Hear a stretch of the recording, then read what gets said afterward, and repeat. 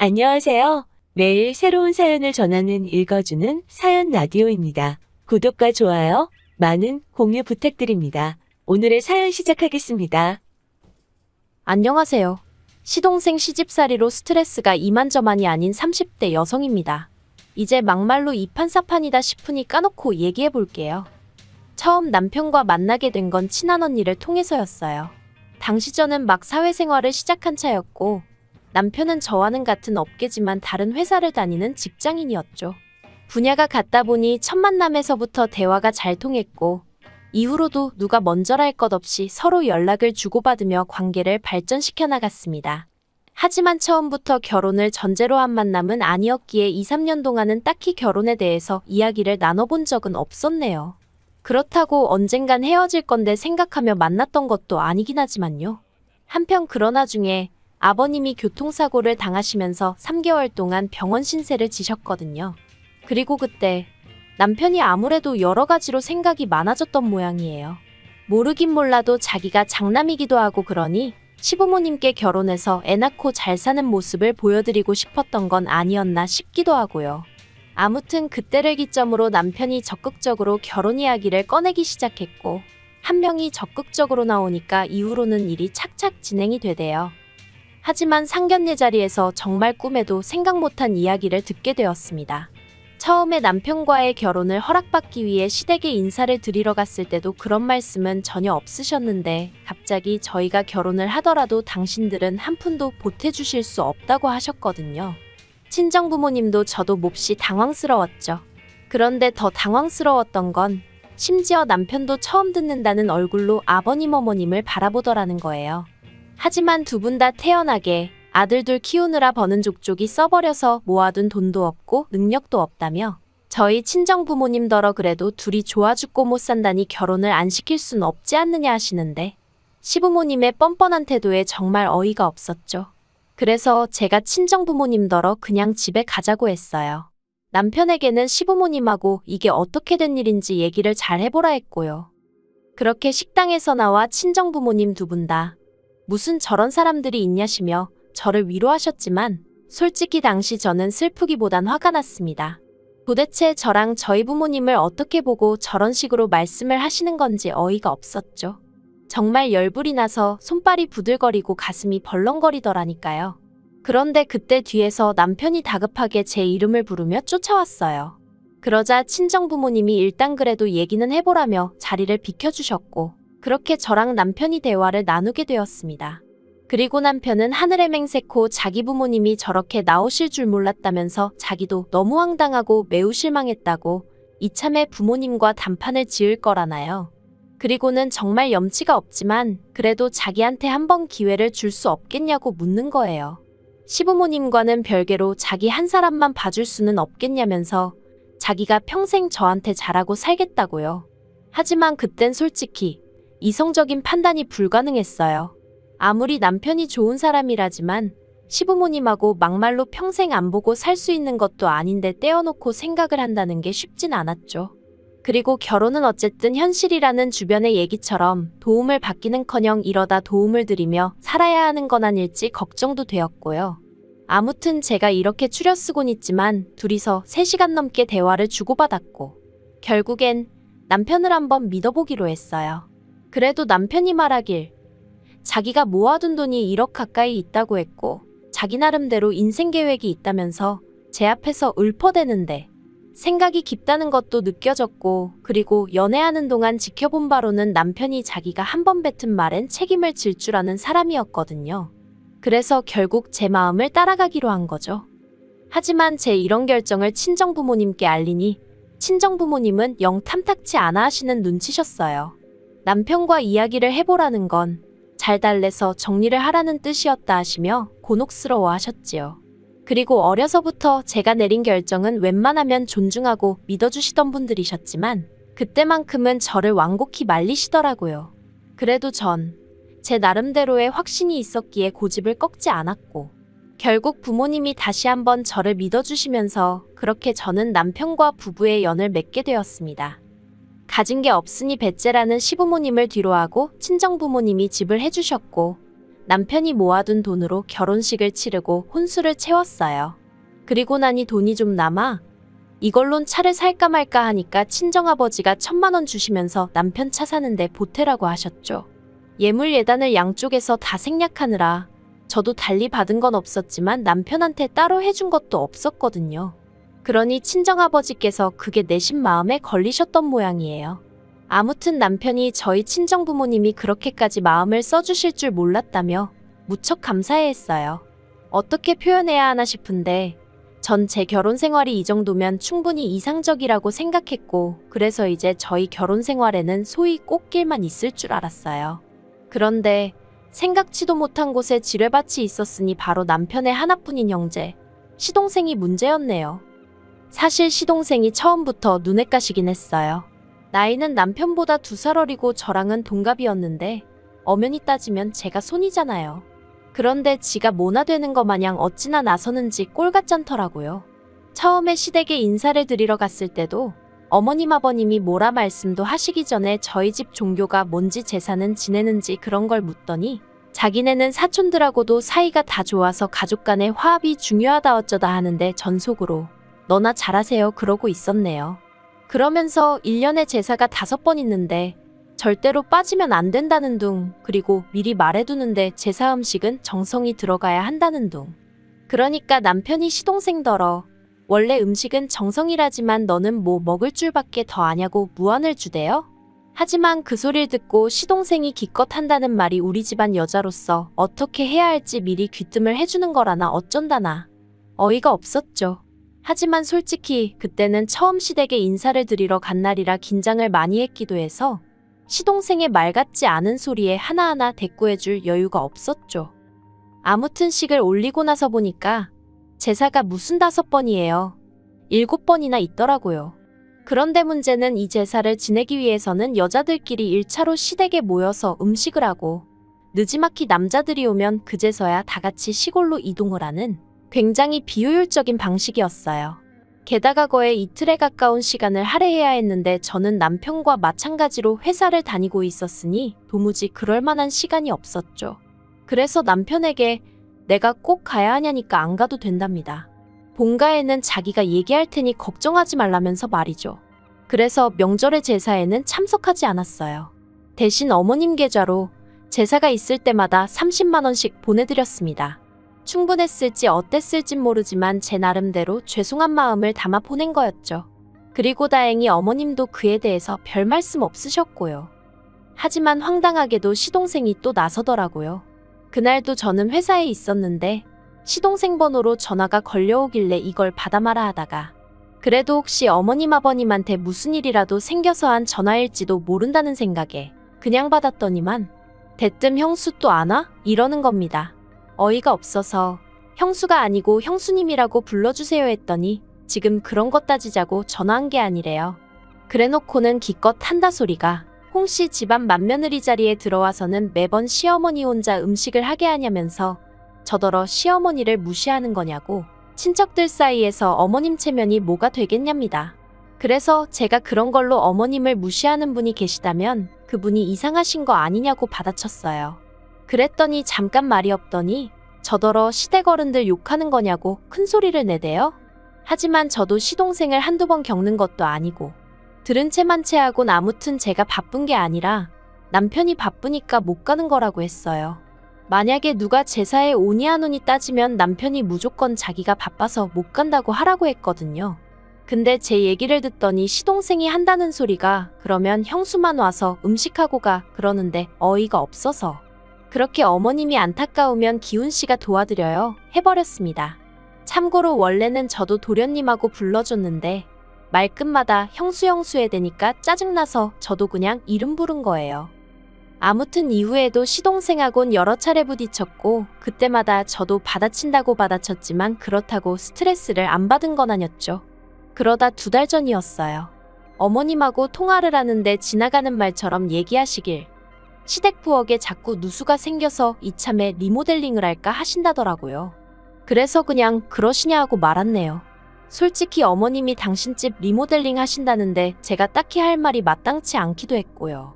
그런데 그 이야기가 있고 며칠 뒤에 아버님 생신이어서 시댁에 내려갔습니다.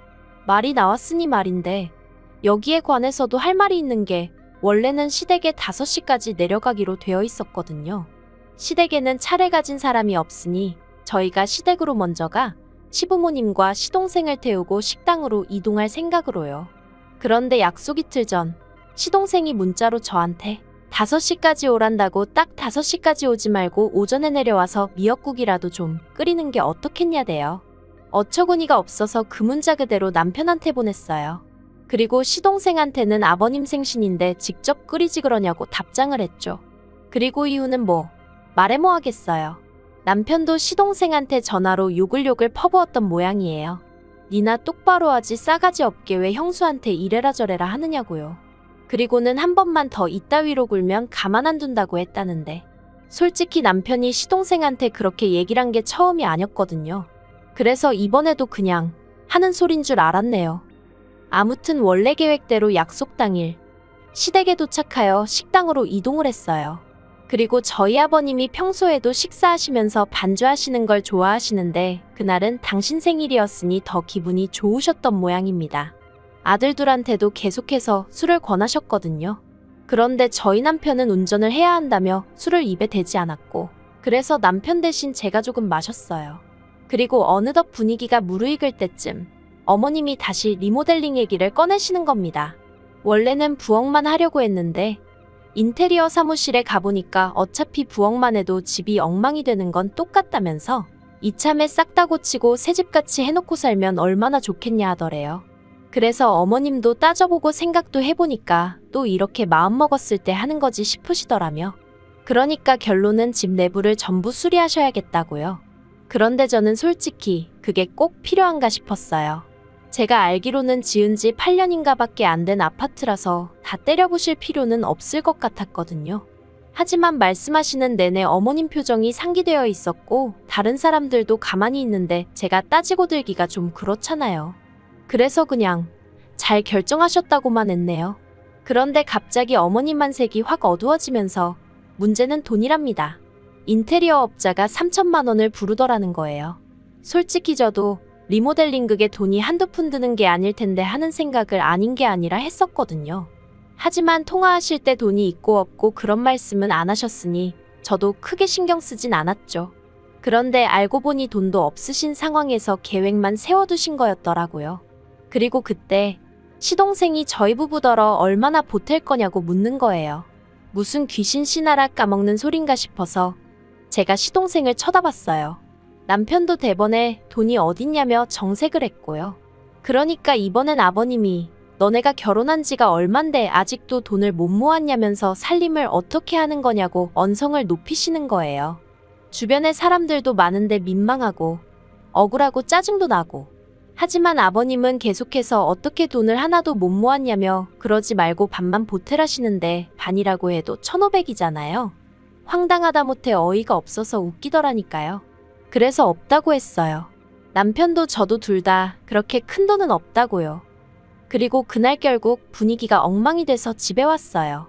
시댁으로 돌아가는 차 안에서 시동생이 뚫린 입이라고 자식이 돼서 그러는 거 아니라는 둥, 형이 변했다는 둥 헛소리를 찍찍해대니까 남편이 시동생더러 조용히 하라고 한마디 하대요. 그런데 황당하게도 어머님께서 당신은 아들 키워서 남 좋은 일 시켰다는 이해 못할 말씀을 하시는 거예요. 그래도 뭐 결과적으로 못 해드린다고 했고 시부모님도 현실을 받아들이셨을 거라 믿었습니다. 그런데 이달 초 어머님이 결국엔 리모델링을 하기로 했다면서 소식을 전해오셨어요. 그리고는 덧붙이시기를 그래도 한 3주는 걸릴 것 같으니 저희 방 2개를 치워놓으랍니다. 전 처음에 제 귀를 의심했어요. 그게 무슨 말씀이시냐니까 아니 그럼 리모델링 하는 동안 당신들이 어디가 있겠냐면서 저희 집으로 올라오실 거라는 거예요. 그래서 안 된다고 했죠. 저나 남편이나 다 출근하고 나면 빈집인데 시부모님의 시동생까지 부담스럽고 어렵다고요. 당장 방을 비우기도 어렵고 여러 가지로 어렵다 죄송하다 몇 번이나 말씀을 드렸습니다. 그랬더니 아마 어머님과 제 통화를 아버님과 시동생도 듣고 있던 모양이에요. 아버님이 전화기 내놔라 어째라 난리가 났고 34평짜리에서 둘이 살면서 시부모도 못 오게 하냐 어쩌냐 싸가지가 있네 없네. 그래서 제가 회사라 통화 길게 못한다. 나중에 다시 남편하고 연락드리겠다 하고 일단 전화를 끊었습니다. 마음이 심란하여 도통 일이 손에 잡히질 않아 결국 평소보다 조금 일찍 퇴근을 했어요. 그리고 남편에게 전화하여 이런 일이 있었다 하니 자기도 바로 집으로 오겠다대요. 그리곤 얼마 안 있다 저더러 바로 지금 시댁에 가자더니 진짜 시댁으로 향했습니다. 시부모님께선 저희가 평일 저녁에 그렇게 올 거라곤 생각지 못하셨겠죠. 꽤 당황하신 얼굴로 저희를 맞으셨거든요. 그리고 밉상 시동생도 집에 있었어요. 아무튼 좋은 일로 찾아간 게 아니었던 만큼 바로 본론으로 들어갔습니다. 남편이 어머님 아버님 떨어 도대체 무슨 얘기냐고, 리모델링은 뭐고 우리 집엔 왜 오신다는 거냐 하니까 그러면 집안을 다 뒤집어 엎는다는데 여기서 우리 셋이 어떻게 지내냐며 어머님 아버님 시동생 할 것 없이 다들 난리더라고요. 그러자 남편도 그러니까 대책도 없이 일단 리모델링부터 하겠다 하고 통보를 해오면 어떡하냐면서 화를 내대요. 그런데 그때 시동생이 한다는 말이 남편더러 너무한다면서 부모님을 무시해도 정도가 있는 거 아니냐고. 형수가 얼마나 무섭길래 그러냐며 막말로 형수가 시부모님 못 오시게 하고 그러면 형수를 두들겨 패서라도 정신머리를 고쳐놔야지. 어떻게 형수한테 휘둘리고 살 수가 있냐면서 남편더러 실망이다 그러는데 제가 방금 뭘 들은 건가 싶더라니까요. 그래서 제가 지금 진심으로 하는 얘기냐니까 시동생이 제가 지 마누라였음 벌써 뒤지게 맞았답니다. 그런데 그 순간 저보다 남편이 먼저 주먹을 날려 시동생 얼굴을 정통으로 갈겼어요.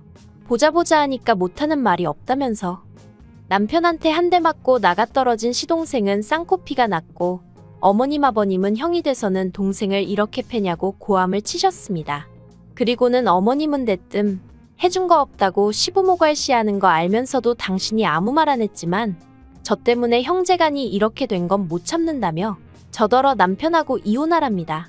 그러자 이번에도 남편이 저보다 한 발 빨리 어머님께 그런 말씀 다신 하지 마시라고, 지금 제가 누구 덕에 이렇게 해놓고 사는 줄 모르시냐고 악을 쓰더니 시동생을 가리키며 저 자식 때문에라도 당분간 여긴 안 오겠다고 딱 선을 긋더라고요. 그리고는 시동생더러 너는 사람 구실 좀 하고 살으라고, 나이 처먹고 부모님한테 빌붙어 사는 버러지 같은 자식이라고 욕을 하더니 한 번만 더 내 와이프한테 말 그따위로 했다간 쌍코피가 아니라 아주 묵사발을 만들어주겠다고 하대요. 그리고는 뭐 뒤도 안 돌아보고 저더러 집에 가자 하대요. 솔직히 올라오는 차 안에서 좀 전에 있었던 일을 곱씹어보니 통쾌하기도 하고 동시에 씁쓸하기도 하고 그냥 제가 마음을 좀 넓게 쓴다 생각하고 올라와 계시라고 할 걸 그랬나 하는 쓸데없는 죄책감도 들고 기분이 좋기만 한 건 아니었네요. 하지만 지금은 그래도 며칠 지나서 그런지 마음이 안정이 됐어요. 매사 제 마음 같을 수도 없는 거고 그러니 시간에 맡겨두렵니다. 이러다 언젠가 좋아질 수도 있고 이렇게 영영 먼 가족처럼 살게 될지도 모르죠. 하지만 전 그냥 저랑 남편만 생각하면서 살아야겠어요. 적어도 남편이 그때 그 약속처럼 계속해서 제 곁에서 저를 든든히 지켜주기만 한다면 적어도 두렵고 겁나는 일은 없을 것 같으니까요. 긴 이야기 들어주셔서 감사합니다. 오늘의 사연은 여기까지입니다. 구독과 좋아요, 알람 설정해주시면 앞으로 더 좋은 사연으로 찾아오겠습니다. 감사합니다. 감사합니다. 감사합니다. 안녕하세요. 매일 새로운 사연을 전하는 읽어주는 사연 라디오입니다. 구독과 좋아요, 많은 공유 부탁드립니다. 오늘의 사연 시작하겠습니다. 안녕하세요. 신우 때문에 결혼 생활에 종지부를 찍게 된 30대 여성입니다. 신혼 때부터 다른 사람도 아니고 대책 없는 신우 때문에 마음고생을 해왔는데 이번에 신우가 제대로 사고를 치면서 제 인생까지 비비꼬여 버렸어요. 누구 하나 저한테 제대로 사과하는 사람도 없고 속 터지네요. 남편하고는 지인의 소개로 만났습니다. 남편은 요식업 종사자이고 저는 직장을 다니는 평범한 회사원이었어요. 사귈 땐 몰랐는데 살아보니 남편이 좀 우유부단하긴 한데 그래도 정말 사귈 땐 몰랐으니 결혼했습니다. 그리고 사실 우유부단하다는 걸 빼면 나머지는 그런대로 괜찮은 사람이거든요. 그런데 또 적어놓고 보니까 그 우유부단한 게 정말 큰 단점이긴 했네요. 그런 성격 때문에 사람들한테 싫다는 소리를 잘 못하거든요. 돌이켜 생각해보면 연애 때도 늘 그런 식이었어요. 어디 식당을 하나 가도 자기가 먼저 딱 골라오는 법이 없고 여기 갈까 저기 갈까 해가며 제 눈치를 살피기에 급급했고 대화를 주고받는 와중에도 제 기분을 살피느라 정신이 없었으니까요. 그리고 저는 그런 남편이 그저 저를 너무 좋아해서 저한테 잘 보이고 싶어서 그러는가 보다 했던 거죠. 하지만 그게 그냥 원래 타고난 성격이었고 정말이지 그로 인해 제가 이렇게 힘들 줄은 몰랐습니다. 저희는 결혼할 때 양가에서 특별히 받은 도움은 없습니다. 일단 시댁 형편이 넉넉지가 않았는데 남편이 어렸을 때 아버님이 일을 하다 사고를 당하셔서 무릎에 철심을 박으셨다 들었어요. 그리고 그로 인해 장애 등급을 받으셨는데 사회가 장애에 대한 인식이 부정적이다 보니 이후로 일자리 구하기가 여의치 않으셨다대요. 그래서 저희 결혼할 때도 그렇고 지금까지도 그냥 아는 분들 통해서 조금씩 소일거리 받아다 하고 계십니다. 그리고 사정이 그렇다 보니 어머님은 어머님대로 식당 일도 하시고 건물 청소도 하시고 그러다 지금은 몇 년째 요양원에서 어르신들 도와드리는 일을 하고 계세요. 그러니 결혼할 때 시댁에서 도움을 받는다는 건 상상도 할 수 없는 일이었지요. 그리고 저희 친정부모님도 두 분 앞으로 살고 계신 집 한 채 있으셨고 노후 준비나 되어 있는 정도였지. 딸 시집 보낸다고 1억이고 2억이고 척척 내주실 형편은 아니셨어요. 그래서 표현이 좀 그렇긴 한데 겸사겸사 양가의 손은 벌리지 않고 남편이나 저나 서로 모은 돈만 가지고 결혼하자고 얘기가 된 거고 저는 불만 같은 건 전혀 없었습니다. 그리고 그렇게 저희는 서울 끝자락에 위치한 빌라 전세를 얻었습니다. 방둑한 화장실 하나로 신혼부부인 저희가 살기엔 적당한 곳이었어요. 여담이지만 집들이 때 시부모님께선 방이 하나가 남는 거 아니냐며 여기 우리가 들어와서 살까 하는 농담을 하셨는데 순간 심장이 벌렁벌렁 거리더라고요. 실제로 아닌 게 아니라 저희 결혼할 때 합가는 어떻게 생각하는지 어머님이 두세 번 저를 떠보신 적도 있으셔서요. 나중에 덧붙이시기를 1,000원 한 장 못 보태주니 미안해서 집이라도 내어줄까 하는 마음에 하신 소리였다고는 했지만 저희 시부모님도 저희와 마찬가지로 방둑에 화장실 하나인 빌라에 살고 계셨으니 이러나 저러나 가당치도 않은 이야기였죠. 그런데 저희 집들이 때 오셔서 또 들어와서 살까 하시니 제가 깜짝 놀랄 수밖에 없었네요. 반면에 저희 친정부모님은 아무리 시작하는 신혼부부라지만 꽤나 속상해하셨어요. 이렇게 열악하게 시작할 줄 알았으면 대출을 받아서라도 얼마 해줄 걸 그랬나 싶기도 하시다며 아무튼 그래도 저희 두 사람 사이에는 별다른 문제가 없었기에 부족한 환경이었어도 알콩달콩 재미지게 살았습니다. 그러다 조금씩 불협화음이 나오기 시작한 건 남편의 하나뿐인 여동생인 신우가 시집을 가겠다며 남자를 데려오면서부터였죠. 저희 신우에 대해서 어디서부터 어떻게 이야기를 해야 하나 싶은데 단도직입적으로 말해서 저에게 만약 남동생이 있다면 적어도 신우 같은 여자는 안 만나길 바랬을 것 같아요. 일단 저희 신우는 인물은 나쁘지 않아요. 아주 절세미인은 아니어도 동글동글하니 귀엽게 생겼다고 해야 할지. 그런데 문제는 노는 걸 엄청 좋아했어요. 남녀 가릴 것 없이 처음 본 사람하고도 밤늦게까지 어울리는 건 기본이고 술을 또 너무 좋아해서 인사불성이 되어 남편에게 연락을 해오는 경우도 허다했죠. 한 번은 시댁에서 1시간도 넘게 떨어진 경찰서에서 연락이 와서는 신우가 길가에 쓰러져 있다길래 제발 택시에 태워보내달라고 간곡히 부탁을 드린 적도 있다니까요. 그리고 그렇다 보니 성실하게 사회생활을 하지 못했습니다. 지각과 무단결근을 일삼다 보니 한 회사에서 거의 6개월 이상 버티지를 못하는 듯 했죠. 하지만 까놓고 말해서 저랑 피 한 방울 안 섞였는데 제가 뭐라고 한들 제 말을 들어먹겠어요? 그냥 속으로 한심하다 어쩌려고 저러나 하고 혀만 찰 수밖에 없었네요. 그런데 그런 신우가 시집을 가겠다니, 그런 신우여도 좋다는 남자가 있다니? 표현이 웃긴데 집신도 짝이 있다더니 정말이구나 싶더라니까요. 그리고 그렇게 온 가족이 축제 분위기로 들떠있는 와중에 저는 문득 신우가 모아둔 결혼자금은 좀 있나 하는 생각이 들었습니다. 그래서 제가 신우에게 아가씨는 돈 좀 모아뒀냐고 물으니 신우가 금세 안색이 어두워져서는 실은 자기도 그게 고민이라더니 한다는 말이 모아둔 돈이 하나도 없답니다. 시매부한테는 그래도 한 5천은 모아뒀다고 거짓말을 했는데 그걸 어떻게 수습을 해야 할지 모르겠다면서 어쩌면 좋겠냐고 되려 저에게 묻더라고요. 그래서 제가 그걸 어떻게 알겠냐고, 왜 그런 거짓말을 했냐니까. 처음엔 잘 보이고 싶은 마음에 그랬는데 어느 순간 걷잡을 수가 없어졌다나요. 정말이지 어이가 없어서. 그런데 더 어이가 없었던 건 옆에 계시던 시부모님께서 저더러 그러지 말고 모아둔 돈 좀 없냐는 거예요. 결혼한 지 2년밖에 되지 않은 시점이었고 결혼할 때 서로 있는 돈 없는 돈 싹싹 긁어서 전세를 구했는데 모아둔 돈이 있으면 얼마나 있었겠어요. 그래서 없다고 했더니 어머님께서 저더러 살림을 어떻게 하길래 모아둔 돈이 없냐입니다. 아니 물론 솔직히 하나도 못 모은 건 아니었죠.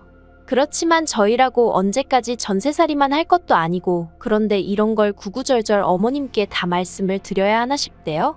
막말로 제가 진짜 몇 억씩 쌓아놓고 사는 사람이라고 쳐도 저 싫으면 안 빌려줄 수도 있는 거 아닌가요? 하지만 이런 걸로 왜 어머님한테 제가 시달려야 하나 싶고 그 와중에 왜 신우는 난데없이 울고 있는 건지. 아무튼 여러 가지로 황당해서 남편을 쳐다보며 당신도 뭐라고 말 좀 해봐 하니까 남편이 그러지 말고 한 2천만 원이라도 어떻게 좀 빌려줄 수 없을까 하는데 기가 막혀서 말도 안 나오대요. 그래서 2천만 원이 어딨냐고 됐다고 그러고는 신우한테는 미안하지만 돈도 없거니와 가족 간에 돈 거래하는 거 좋은 생각은 아닌 것 같다고. 그리고 이참에 남자친구한테 솔직히 털어놓고 결혼하라고. 세상에 영원한 비밀이 어딨겠냐 했어요. 그랬더니 신우는 또다시 대성통곡을 하고 어머님 아버님은 제가 당신들이 가진 게 없으니 어른 무서운 줄 모르고 저렇게 주제도 모르고 나서는 거라대요. 분명히 말하지만 저는 신우가 파혼당하길 바라고 그런 소리를 한 것도 아니었고 정말 도와줄 능력이 되질 않았어요. 그리고 솔직히 신우가 돈을 어느 세월에 갚아줄지 믿음도 없었고요. 그런데 이 일을 계기로 소위 저는 시부모님에게 단단히 찍혔고 아무튼 그래도 어쨌든 신우는 그 남자친구하고 결혼을 했어요. 그리고 시부모님 말씀으로는 해가는 게 없어서 아주 밉보였다며 그게 다 제 탓이라는 듯이 말씀을 하셨는데 솔직히 전 억울했죠.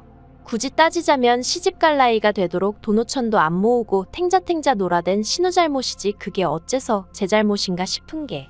하지만 팔은 안으로 굽는다고 제가 아무리 논리적으로 따진들 어머님 아버님이 그래니 말이 옳구나 하실 것도 아니고 그래서 저도 그냥 뒤에서 저를 뭐라고 욕하시던지 그러려니 하고 넘겼습니다. 한편 옆에서 지켜보고 들려오는 신우의 결혼 생활은 행복하지 않아 보였어요. 즐거워 보이지 않았죠. 듣자 하니 어지간히 어려운 시부모님을 만난 모양이었습니다. 게다가 시매부가 신우 단속을 어지간히 했는지 툭하면 남편이나 저를 팔아 친구들을 만나러 가더라고요.